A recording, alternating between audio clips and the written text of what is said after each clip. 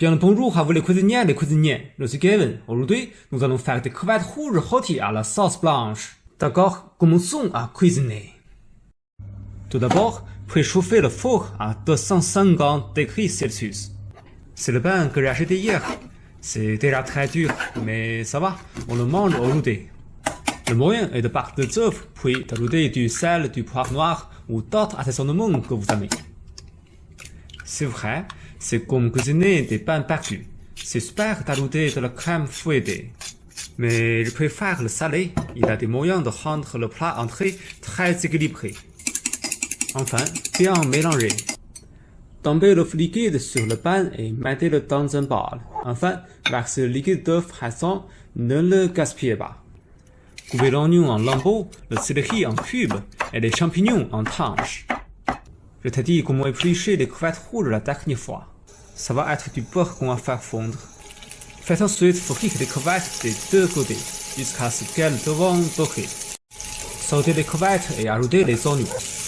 Après avoir fait sauter les oignons jusqu'à ce qu'ils soient parfumés, ajoutez le céleri et les champignons et faire sauter pendant 5 minutes.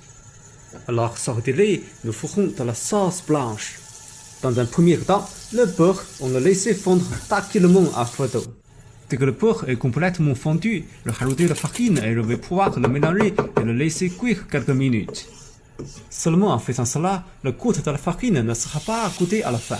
Ensuite, mettez les crevettes et les légumes et mélangez bien. Et on pourra passer à la suite, c'est-à-dire l'ajout du lait chaud. Bien entendu, on va bien mélanger jusqu'à ce que la préparation s'épaississe et après, on pourra rajouter le reste du lait tout en continuant de fouetter. Là, on peut bien évidemment assaisonner un peu de sel, un peu de poivre, un peu de noix de muscade, bref, amusez-vous comme vous le souhaitez. Versez-les sur le pain juste préparé. Ensuite, mettez le fromage. On peut le mettre au four, car tout est cuit, donc il est bon de cuire la surface dorée. Ce plat a la sauce la plus classique de la cuisine française et du fromage que j'aime beaucoup. Il peut être mangé avec du pain. C'est vraiment super. C'est simple, parfait, c'est juste un tout petit peu long, mais franchement, c'est délicieux.